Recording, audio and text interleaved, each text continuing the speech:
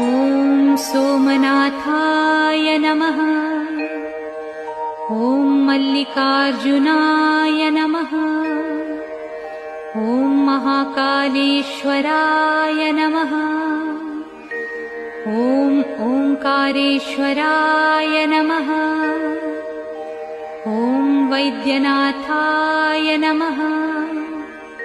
ॐ भीमशंकराय नमः।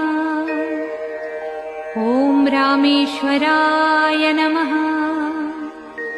ॐ नागेश्वराय नमः। ॐ विश्वेश्वराय नमः। ॐ त्र्यंबकेश्वराय नमः। ॐ केदारेश्वराय नमः। ॐ भुस्मेश्वराय नमः।